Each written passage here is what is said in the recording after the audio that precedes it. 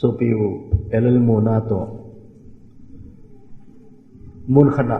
hobung tam ta ki gomin United Crusade tin eina kawun kalhunu chun khanglai hon speaker di pa jamu le te asal he ezimun ala sadipa vet ki dule angai ma ki lungdong be seuntin Crusade committee ko ma chu speaker ding le la sading hi khang tha je pum lo ham agati bine alung hi neu do yang dana hi ana so ki munai la an sa phat chun akula bo ngai ta lovin akamun jong angayun abit jong angay ta kam ka je ngai na angai kong ki man cha chaw da nun fe jing in a chai lang wang chun nu masama mawin ain pathin thui ada akidan na ta khat chu phat ta ngai ho ani nga chu achan di te te ai hi ma cha phachum pui tiaw hu alung kot a hon lo je hi bo we pathin thui ahinga ahi thil bol thei ahin lung lut ta phatai ngai ai le ei ding chu te te to chung hap long ga ma kahung theu hi ki pal he ke jong aje chu kahung masala cha son he jing tan ka gul han lai tai upa ate lam jep ho chun Reverend DK Sanga chelai khala jong na tibin ama to Reverend ST Khupa chu chelai je Reverend jo enai povin evangelist aibin ama ni ho gam het na chun vai phei khu Bombay tho na changjol laljal dola dangdang kholi khonga kahung chunun achai na chun hablong Presbyterian Church akun kahung ki mang chawin chechu keima bidi ka chai kum sang khat zaku som saginali ai tai kum som li to kum li nunga kahung ki ai in kahung masala wi ito bang yam yung kahejong tapuin pa kahung jong le kaher sa ka ti di khat chaw puin ana ki khel zo hi tan nge na chon to chon kahung theyun ki paumin adam ta achu halaya hung di do la hin ha lo lain kahung ni daga ho bu khat kharin je ne ko ji ai bang ki ong ngai mo lo kain ECT trio ho omlaya jong chu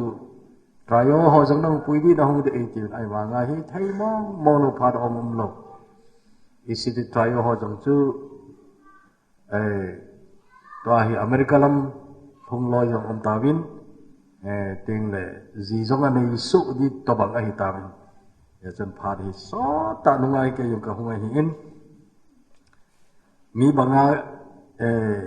gari a jong to zo lo ka hi ta ji in ho bung hon Guwahati chan wan le na hong diu ding le train na hong diu ti le chetenia cha ka hong ne zol be se lo ka hong thiu hin chun ka hong thiu ki pa ma in tu chung i thu piu hi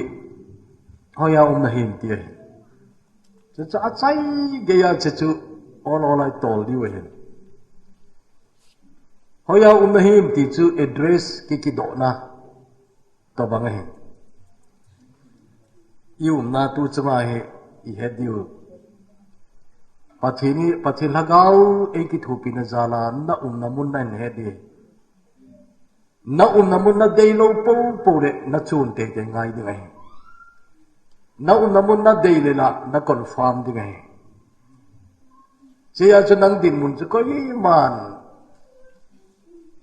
nang het banga a het lo de nang din mun nang na het penin ana nang sang he zo khat omin che chu pathi na he e chu tu jana ne he diu ka de chu nadin mun chu nang zong na henai ana nang sang he zo pathinin na sei pi ai le ngain na nang sang nang na he zo pathi na he huing na chang mau mong na hi am ti yong chu nang sangin pathi na he in an la hoi ta huing na chang ho chan ama ya ki he chi ne na hi na ai na he chin mang lo ka la la le ki ging cha aka la le ki chakit rap char tho ki sei po po le ati za na hi wai le wang chu abui jep khat na lai ye chun ki khol na dinga phapen ta ka sa khat choi le min pakai sung kin le sei ting le na thanu mam ai lo le na ki cha nam na dip cha amai lo le na tha hu no mam na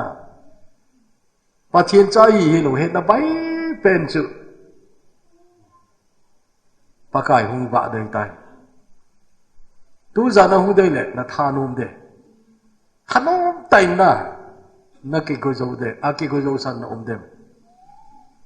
an tu za na hi kin ta bol phadi tam ta na he ding le wang chu abui je un na lai di na ti hoi hi ngai tu ngain tu yang ni sarmon dong chet nai lo ding hin ain la sa le thang kam ching kan kai khom ding hin Manipur langa singzu ati to bang khong de tu jan message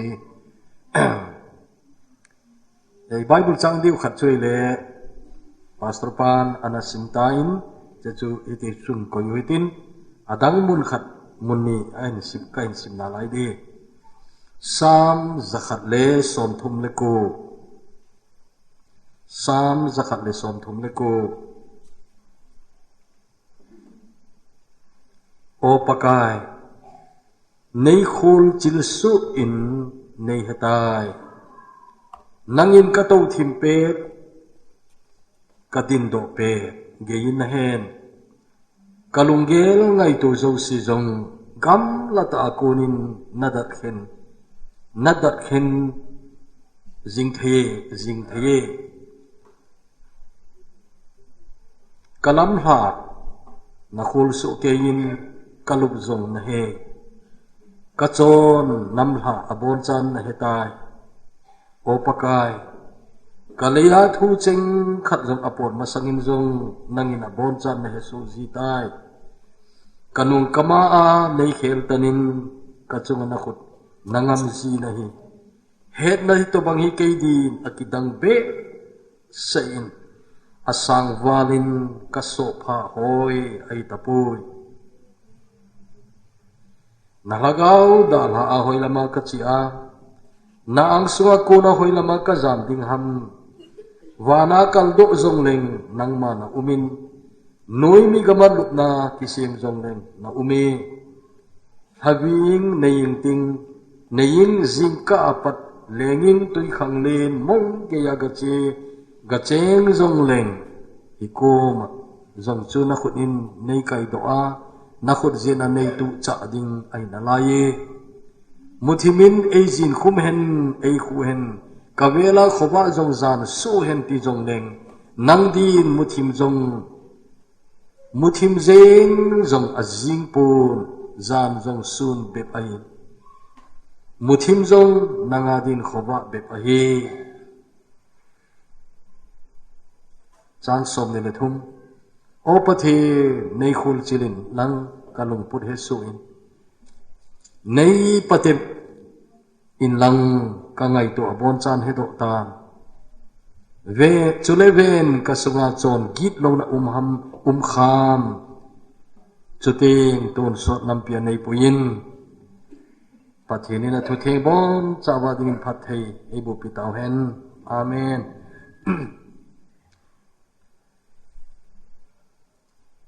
tu zan hin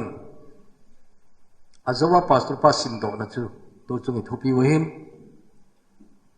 hoya nahi hoya nahi ti mihim chate koma kuison masapen ahin tu ni chana hichi kuison hi ei ki dong na lai hichi kuison ni pathinin ado laya chun lungthim na ta do ai asim sa mihim at ama de kiwok ding asim ho chun asim pau sei sangin mel ma pa sei zo anata santa ji un mel mapa ina thi na diu lampi apui na chun ana zui tawin ne loading chu ana ne tawin hi pathin thu ka sei ti lai hi ke yong khang dong cha ka hin bidi ka chai kum som ni gu bo ka hin khang lai kem tam ta ka hong ki mang panin hi cha chun khang lai ke ma ki ti te le ke kum som ni le group speaker pa sanga upazo kum som ni le gir som ni le ku som thum khang lai jong tam ta ta ji wi chelai chun ei noi si mong chu hi lo ai wanga chu ngam sung tai ano no ei dong ji wi he cha ena do jing khat chu hi le Ebola pathini ni che thing phung chu akoi khel ham asi apa he na theiga chu Ebola cha chu akoi ham pathin ai nga le ane di un chu he te ding a hin ti ho na cha che do ji we che sanga kho zo kui sam chu hi le if in thei alo di go lai ta chu pathin mu te ding a hin hey ti hen lang na ga pho sal ji la ne lo ding hin Ebola che chu don lo wa koi ham ti ana ei do chu tu chanai khang lai ho koi som chu che ho po chu hin alai Bible asai bang hi ta san jing sangin tu la hin koi son atamin ain Ebola pathini chi se le pha het na theiga chu koi khelam ti koi son hi eng sit mana ki dong zong chu hel pun tin het nom ja ki dong ai le hil chet jong angai ji ken hitin ka hil chet ji ai pathinin mihim asima hi ama ti lo mong bol thei lo ding ama ti ho bo bol thei ding ai sim hi le robot to ki bang mai di ana pathinin na mi ngai lut na chun dei henna ei pe khomi nei sapawa choice iti hona choice apha ka bol num jong le ka hen thei di aphalo ka bol num jong le ka hen thei ding che dei henna chu pathinin che choice chu ina pi ei ipi ipu adam le ip chun hi che choice chu akale lama ti chu pathian dei lo lama anaman ta ju chun wa noi chu chon sina ei puilun ai ta nei ana tunin hoi lama hoya na him ti ei dong pa hi to in ki tu thei ki na di wa chun na dei hena chun nangin ipu adam le ipiu eve in anaman hielu dei hena chu ei on iman di wai le ihin ki thei wai na aki mang khila mia thiai le aki mang dia le ki hinki de ti nai chu he chun tunin chen na de hen na chun pathinin nalam pi a hil chun nan ki hen ding ai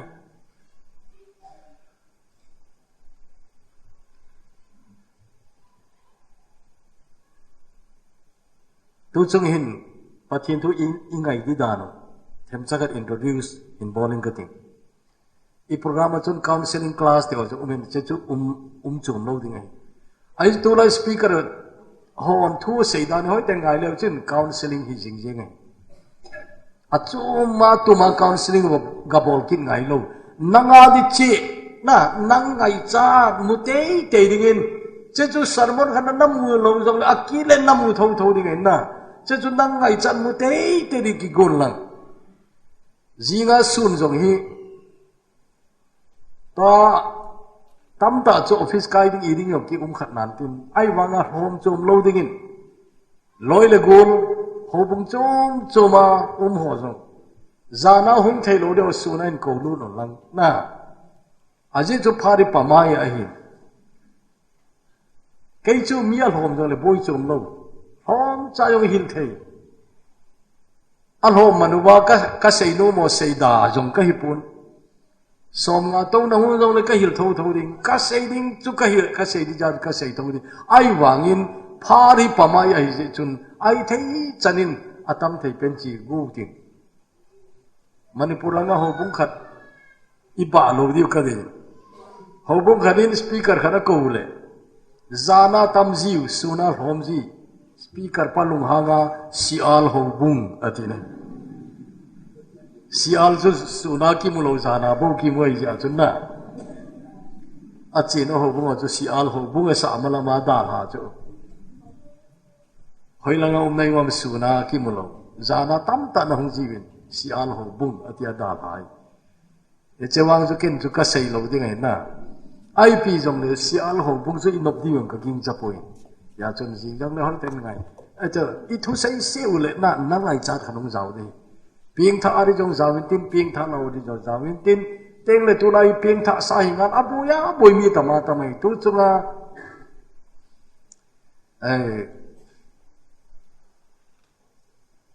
zani la hong ki khen pan pan kai bin tu jing ka chana ki pa thong sei nau chu he pa kap boina hong ki hamin ka ki pa dan da na ki pa thu se salam heng bol tam ta umun na zani patta chu chi bai salam tam ta umun tu chungin kap boina hoi tan ka he chen tai tu ma kalung mong se le ki tam ta umun ki pa umun he chun e ya dinga na ingai chat he te te ki mute te ni ki go ite kumasa 2016 achun silonga ho bung khat kema Pine Brook Center atiwa barapani nui khun kem site mong mong kem bol na ding mong mong gamla kem ki bol na khat cha khu vel sombe eta ding hen 1992 lamang ki patchun khat ve cha nei ko jing 2016 na kem par ho khat report hi hoi ka sabe senin cha chu mundang yang ka sei son ne a kem report chu kem director Pawin ain ji in mun aksi katiwa ke wa hasia thusu he cha chu su dinga chu kem report a kem director Pawin an ji nei a thu pat na chu hoi ka sai tu chung kem report kan bol na dinga hin kem par ho khat testimony a thu sei khat che abul panan mangleng mi zo se cover din ka ging chain atin kem par khat hi ti na sei ati chu tu chung kem chu keima ngai chat mu te gua chang pang ka hi we ti chu chang pang ki ti thu chang man chu keima ngai chat che mu te gua chang pang kai win ka hol chiu mua ka ke je un ki pa na sang he e ati chu ki pa na sang he e ti chu ke yun ka ta sa ne a je chu ki pa he je gun ani kho ping tha o chu na za ni le testimony segun te le la le gun ta cha sa wa ta chu la mu ban nu ma sa ma ma na ta chun as je ho loi jing le thong jong na di wo i ti le thom ma sa ma thong ki tau na he ta chu no asa le yon ja ka se nung chi pam keima ngai cha mu te go na keima ngai cha mu te go te chu pathin thu I bon wa de I ngai cha u mai huing na ki che lo koi ma ko ma le sei do ngam ta lo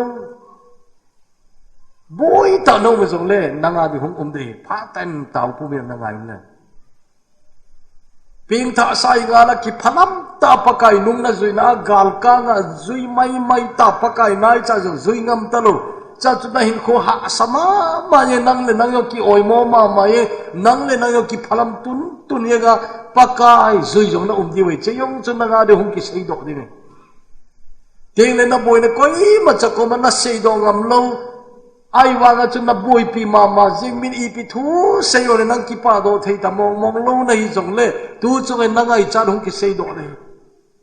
a je chu pathin thu ai I ngai cha no ki mai he chu ken gong tau na to thu in I ngai cha no chu sei do te ni ke jong ka hung ki goi che chu nang ma a ding mu te ni ki go le chen na ti avel vela kan tim nei ni ai tu za ni thu pi we le pathin anga koi ma ki sel thei loi ti na pathin anga koi ma ki sel thei loi ti tu za ne ma sa pe koi we tin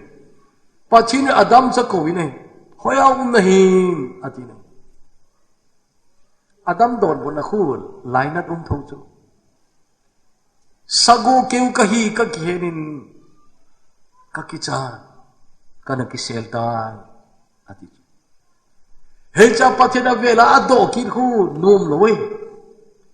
sagu kêu nahi koi nahi ham ati chona ne lo ding kati thei ga chona ne ai tai o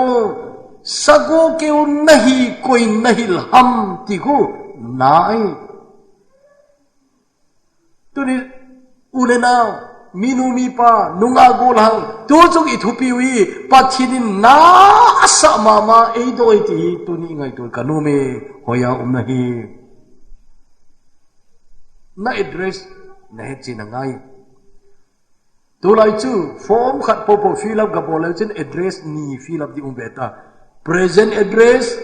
permanent address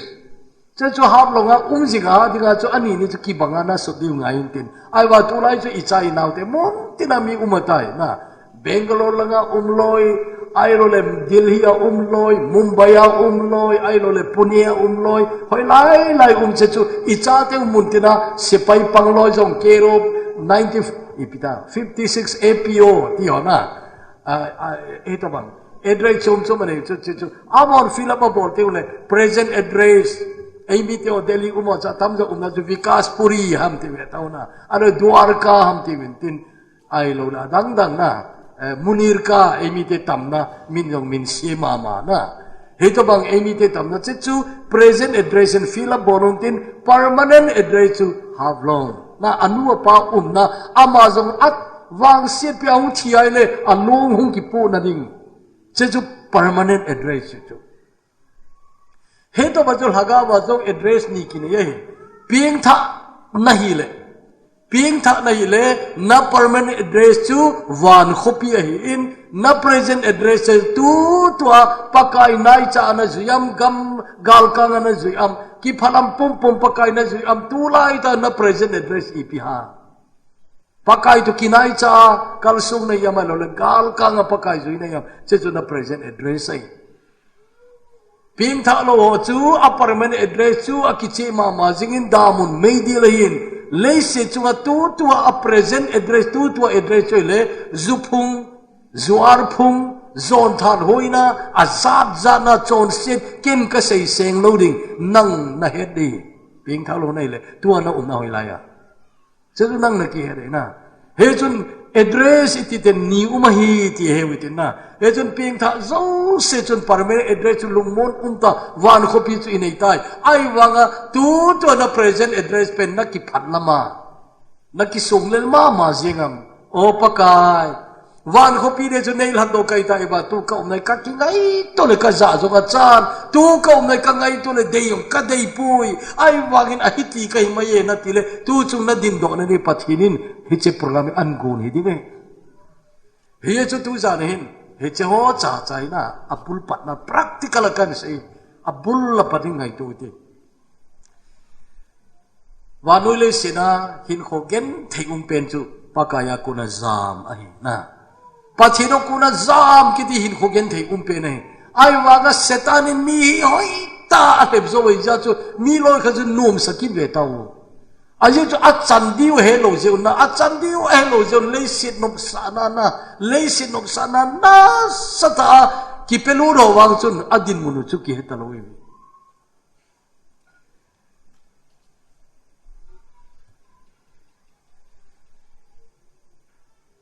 tu chung hin pathinu na ngai te le ka het sa na ti lo di heta juna bolle metric fail jeng auto na ki ba de metric fail jeng ko a he lo jam lo a he ta jam lo pass thi mong lo jo asi a le kha phe le la he sagin cha hi sa exam ting le la he ki ta lo na haga wa jo che chu te ye cha chu thu ki se de cho he sa za na ti le pass di lo di nei na he no phaten abula ki pat ngai di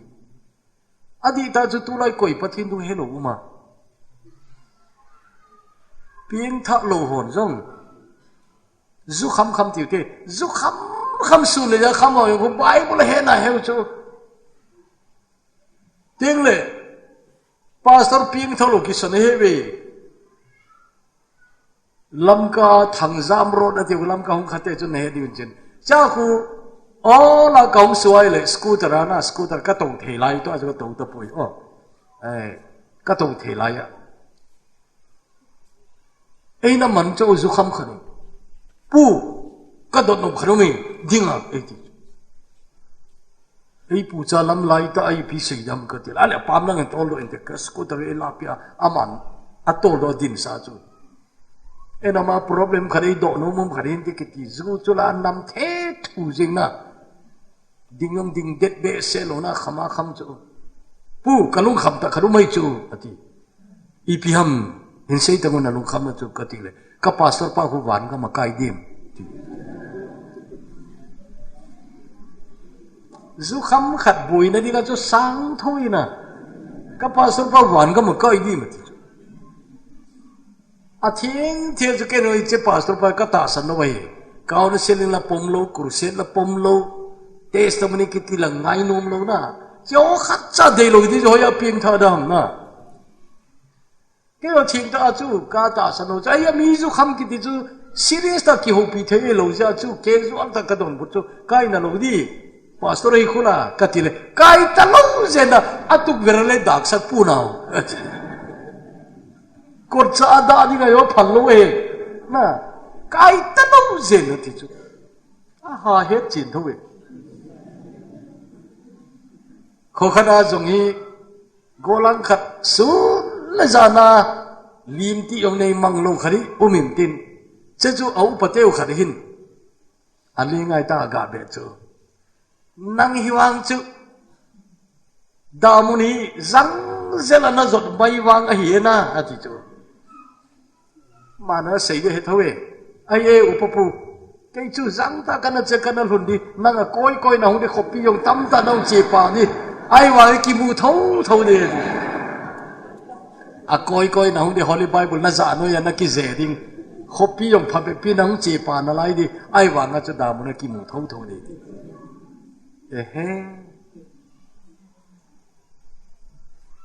mẹ cái nào chỗ nào hin là này cái gì hết thầy đàn có đúng không chú hin là này lâu dùng cái nào chỗ nào nói khẩn kinh chú hết na hết biến thạ đi đám trong hết ai mà biến thạ luôn pa tạ kiếm thì khẩn cái nào bảo là chú tôi lại pa tạ thì không kia họ sẽ cái này chỉ cái mà phải không kia sẽ chú pa tạ kiếm cái gì mà mi pa tạ bệ thì này chú na mi pa tạ bệ kiếm ai vang à không khó mà chú coi pa tạ mà là ăn hết ngon trái không khó mình tin Allah ako di set mi nga ahidi ba game committee hon Sunday school classroom neu chaknai ana khum khoma polanga ko akilo cho zam nom le so window jong zam thei tho na cho ai ba ma thu ngai ta sunga chu aloi ho kharin hita hi lecture en bol cho zo khamoi a lecture na ya ngai nom ma cho phat danga pau thei lo jong khong nam thimule sei de he na he tin na khát ban lecture en bol cho lecture lom chứ lo advice thì rồi thế nào advice en bol cho tôi chung chú cặp pieng thằng tay tì phải đi tì lo này so bì khum đi hiểu anh là khăn lung khăm ta cặp pieng thấy mong tì cái chỗ mình ấy đồng tiền bằng tiền đi anh đi cho độ tiền đi cho tì ra cho na mình ấy đồng tiền ít bị xây đi thế cái bằng học sinh đi chứ hết đi tiền đi chứ Eden chọn xin na ti dòng hình đi nga chú các gel đầu mà riêng po yang kapo na thay lo tu chú kapo na dan cây mong cái thì không kia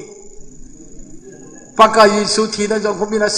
xây vào kapo na thay lo mong lo tu chú mà cây đi mong thì tuôn cái ta sao này tuôn mà chú thì dòng leng cây chú và na chỉ đi cái ta ít lệ cao nó sẽ lo apai ati lệ vậy là abo na hết rồi na abo na hết rồi ai bắt tụi bằng hết tụi bằng họ chụp biển thằng nó đi lâu chứ gel đâu chứ na amo đại đấy cái đồn bút riêng ninh chú là mi chú khăm chú phát chôm lâu đi giờ chú alim đi phá nó riêng cái thứ gì nào chú cái gì amau thứ gì đại đấy cái đồn bút hello vin thì cái gì mi pa zani le som cô le gate không khó mà chú za thum hin ani ni bo wat na cho chú cái hồ ino center charge dim chit chet to bangai cha chu ka sei chu pa te ho ilanga khuga kiti ke hon tui tha ka tu na he che khuga wa dung khu nisya hi len sep na ngaman len sebota ki zor je ngai na ki pel veng bu ngai cha chu chi wadunga nga ho khu achinga hi tawi nei len sebothom azaule thinglong loi ki gollu loi song loi ki gollu loi akko sunga lu loi na ta ki khu kha thei ta loi ai len sebon len ase jing na wa ki khu kha thei ta lo nga ho chu achina chingai tawin cho cho awang phai we ka ti chu ai wa gospel len sen a ki khu khil jing ye ngoi awang si we ka ti chu chân ngai tu de na gospel len izat we ki septa igamui to reven pu david ni a he di chu mi ka ma jong ei ho lo ei ho to bang lo no mai cruset bolom ka he pui ka di ke yo na ei ho at to bang lo no cruset ki ha bolom lo chu kem ki ha bolom lo chu na ai wanga tu ni chana hi ki khu khel jing na ki khu khel jing i bible ji pi se mubaya online pakai chu holu lang anai line ko na ti khu mubaya online ji ite ide tu to bang phare chu tu ni ha hi ikuru se do ki panahi ti hi keidinga tauna e ki thopi tam ta umahin na che ho zo se chun tu ya ni programa he no chu fabul sele ka programi prayer supporter ka thorje tu ni la chela ki panu jo he no he je chun mi tam ta tauna je ho chunga tuai chu na ho jong sota na taw ni ka ging cha na mi ni dong e taw pe tu sa jong ha taw mi taw ni chelai ta chu an nai lai ti ho che lo di mubaya lai anai lai na ai la kho ma chu mi him te hi pathina ko na zam te kisel thei hidam ti aina kisel te mi kitam devi long huna a her khula ka chon set ka phun do lo la ya ni hum luma ka mau na chun na kata sa jogi agol ha so di gai tai ki khula na again thei tho khu david chon se da bol je he chin ne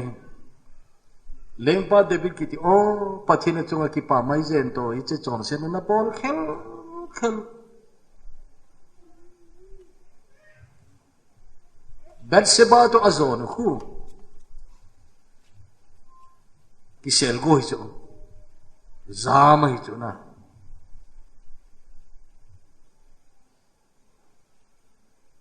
Uria asepai mikita ma jek pa ama dinga gal sana gamla ti gamnuya kema chu heche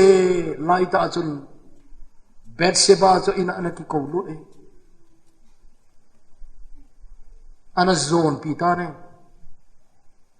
che sei jing ke angain anu mo thoin che zo Bathsheba yo chi ki tai ana chom khadun Bathsheba hi nu mei ching thei ta choi ding ai chom lo ka hi naw avok ki het chu athil du danung ki khela ep ata sa chunga a he thena ijat ham chu umite mata ki het dan dan hu ye vet le na hedi chun naw ka bok tai ti leng pa jo gihil agahil sa ta chu nupa hong ki chena in nei pi naw ka bo me ati ho wang chu good news hi chu aje chu nupa khrong ki chen nu ai le family sim ding hong ki chen ui chu na ai wa ki chen lo hi le naw bo chu bui ta chu debe chalung dong he jing nei amel sim di dan chu a hisab yeng thei chu isi pai khat ei dinga ahin na phala na gal sana chia lo ka e ai nei pi to anaki zonga nào nei di ti cho zat di dan dan cho mol phone sa nga cho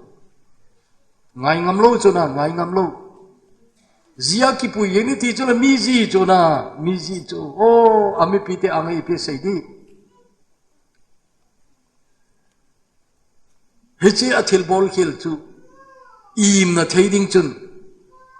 uriya ko do ini a bol hoi dan chu o uriya ana bol hoi dan chu se pai ha mai khat leng pa do khang an ne chu lom lo chu na ai wa nga ne sa chu leng pa do khang an ne di ki ti chu agam su alin alal ho bo che yo chu tam lo cha khat bo hi chu leng pa do khang an ne thei di chu ai wa nga uriya ina ne ne leng pan zu zong a tui thei pen din sa zong ipi an ne de tui pen din tu za nai nei pi ko ma ga gi en gal ga ma kon hung na hin zinga na che ki dingai nai nei pi ko ma ga gi en ti chu uriya hin thusimi ma cha het o a pui ai nei pi na zong tai dio he lo chu ai wa mikita ai za chu na ipia se kalam kai pu zo ap te le na se pai te gam la na gama ke ma umai bin yetin ken ka nei pi ko ka che ka gi chol do dia ba ki khula nom lo gi loi chu azinga jo ga hilo nei len pai athu si mi her sawe ai wa ga ngai tu ki no te len pa ko ma ga report ta bene David azi ko ma gi pui ti report aga pi bene ale Davidin athil gon chu fair ai tai ti het pa chun lampi da ngai na hol ki ne alam pi da ngai le uriya achi ngai ai tai ti cho ai wa nga zan khat a ho na lai ne tu zam chu nai ji ko ma ga gi na ji nga na chi de tai ti ai wa nga uriya chu duty posa agi ne century hol a ga gi mai chu he de chun David in le kha khara sun ta ne zo ap ko ma pi ding uriya mi kita pan athi na ding le kha ki pu ne aman hello na zoab alam kai pu ko ma pi le zoab lung dong thau di chu hi che uriya ni ipian bol khil ta de o ti di chuna ala leng pa thu pi bang ma jo bol ngai ta in heda chu mel ma te ho hung su do na ni mun a danger lai ta cho pui do wa ai lam au phar pha chu withdraw ki bol san la ma chu mel ma ten an that ta ni che thu chu in la ma lung ta in ber se ba lo ai nei pu a pul do na ding chu a phar ki tep dong chu pu la do zo ta che zo chu leng pa a ji din ki pui lu ta nei amo khanga di chu che chu hi thei ai thei keu hi lo in pa cha jo lo na lai di a ji chu mei thai khan ki ti chu koi ham khan ken ki ve tang e ati le che chu ngai lu na ki bol sang ta ai che jo mi pi den pa jo pa cha di chu na o ileng pa wa jo leng di mo ngai ase pai mi ham khat ji aji di na ki pui lu ta ileng pa wa jo mi lung se da the me ti o pa cha zo na lai di oi na he jo ki pui lu le problem to solve dana agel chu ai tun chu koi ma chan he ta lo ding mi pi de nei pa chaki na lai di wai je chu lung se na thil dana mi nei mu di ai je chu ti chu alung chu num tho de chu ai wangin pathin chung la nga ko na anamu jing pa anu pu ne thêm gạo pan sol ta na than ahung ine na than leng pa bar se ba la ki chen pi di lo hi chu tia pan lo chu chu tile David in asai de he ni chu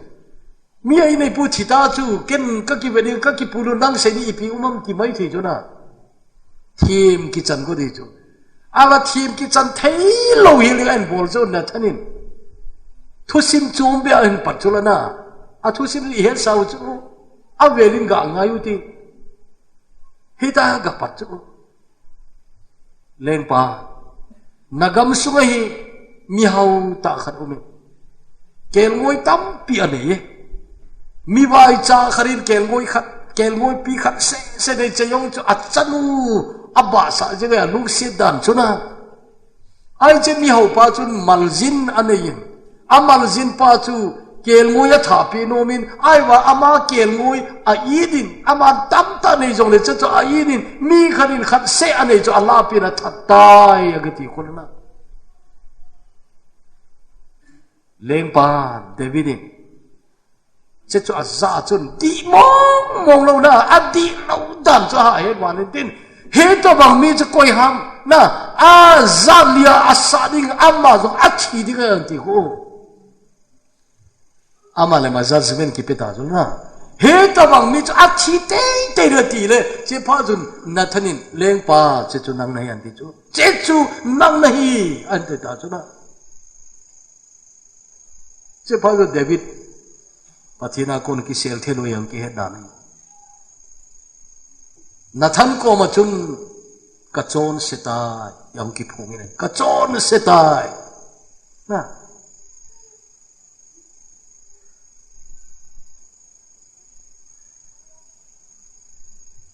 nathan ni jong achon akisi na hu asan hinde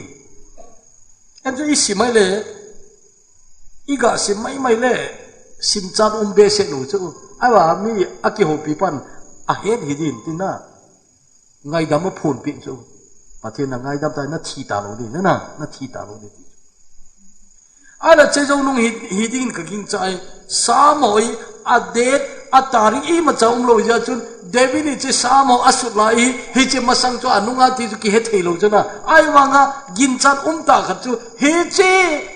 a chor se kisel ana gora a kisel thelo nunga chu a he chen pe se nu chu chei ain su di chu na chei vetiu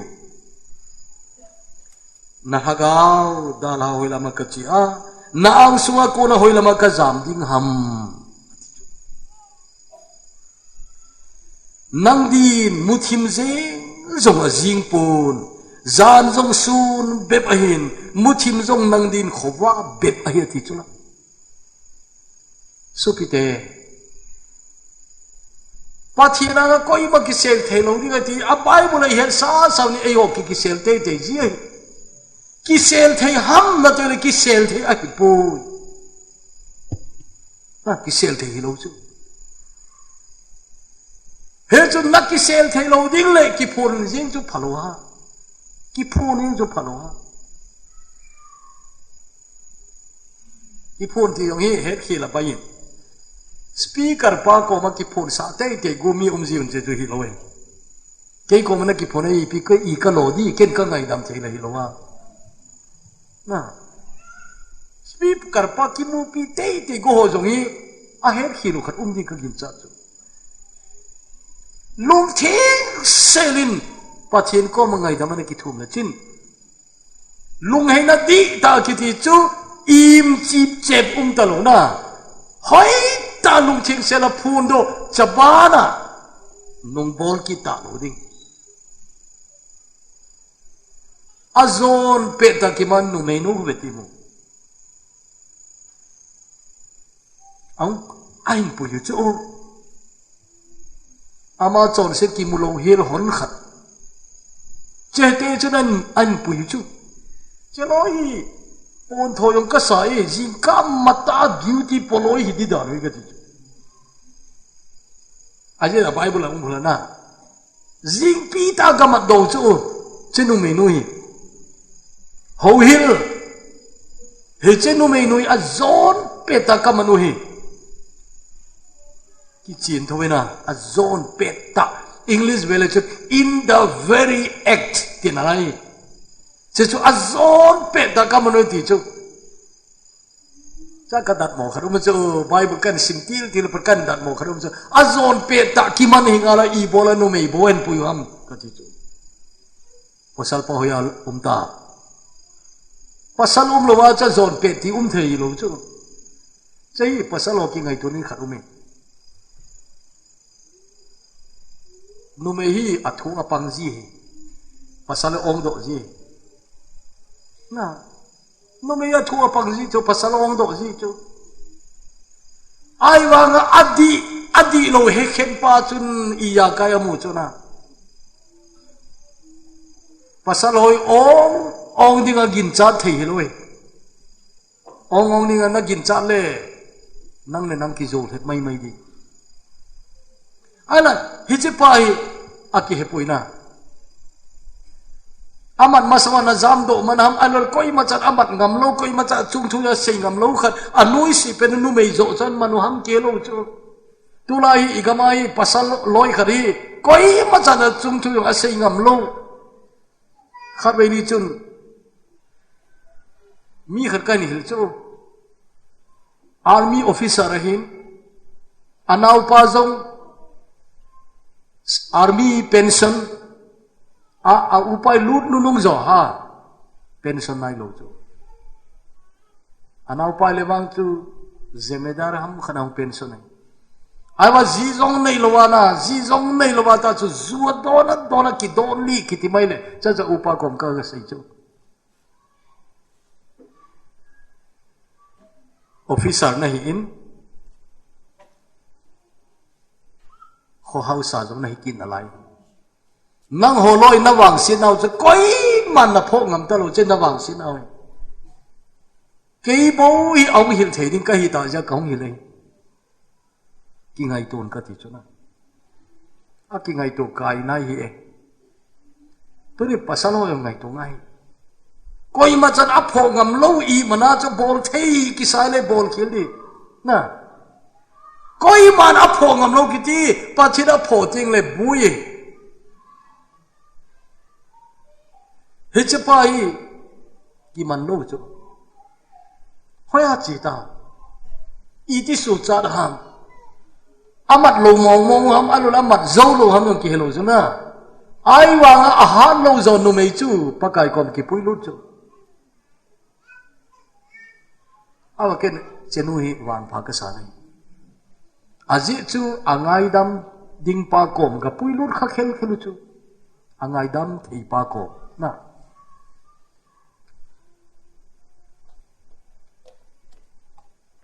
hitiye pakain sung tang khar khar ki chai tha tun tuna se ka ngalel mama hon chu ipi se pi nala uwa chon se lo pe ni se masawati le khat chan sep ta lo chu i bible hoi ta ki sun khat be to alin pe na pat aneu pen ge ati chu na akum tam chon se tam khar hi wam ka he lo chu akum tam chi ba saw na ini kilom chu na ala aneu pen chan ti kin ala jo bo na koi ma cha sep ngam ta lo chi taw chu nu me nu ba za chama ma pakai angai ku nei chu phim khana bol ka be le kan lu se thowi da yong da ngam lo na da do ngam lo za chawal chu ala chenu hi thil khan chu songa sep go ho khoi le che jing ka chon se da bo ja he nu chu pakai ja abona he chu che pakai a hung din hin che jing ka azon pe thu mai ta lovin pakai a chon chenu hin a chon se zo se ki mu hi le kilomen ai jo pakai bai ta angai dam thei goi vet le a ki si na alung hei nei pakai mu ding e chu pakai tin dong nei no me thimo na chan ho cho hi lam bai ta wam koi man thimo na chan lo hi tam an ti khona na pakai hi mi hil thiam sa me khat nu pui lu the na ding a khu a koi son yong set a bol chu koi ma thimo na chan lo hi tam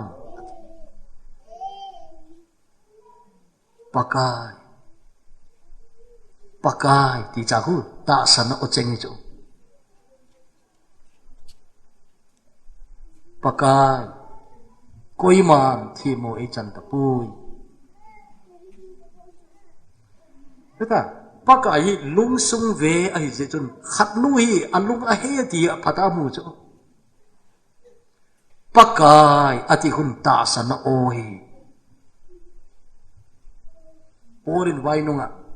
hagau thing ki thu pinalon koi man na jisu jo pakai ati ngai pu ati hol na anh ấy họ nói in này ở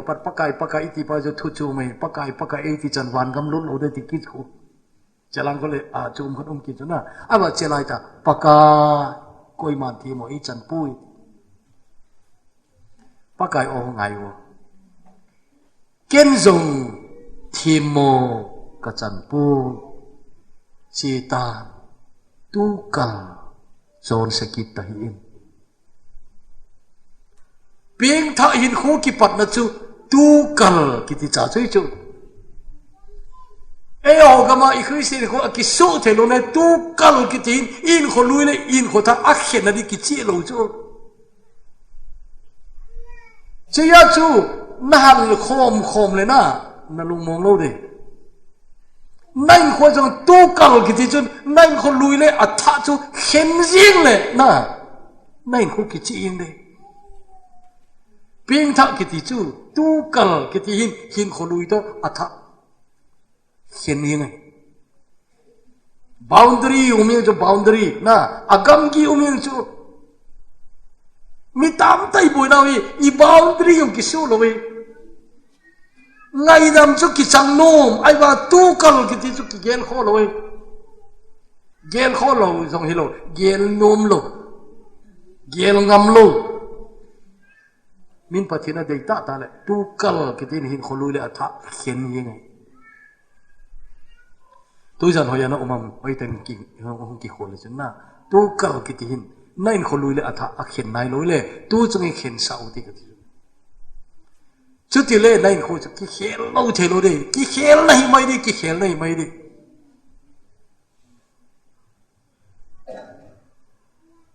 he je chun tu chung thu pi wi hoi ten ngai tu hoi ten hoi hau nahi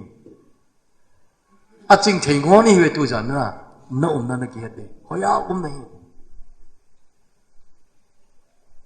tu kal ki ti cha hin nain ko ipina ato ang cha cha ki chi lo le nain ko ki chi lo ni mo nge ka ti chu na ki chi lo ni mo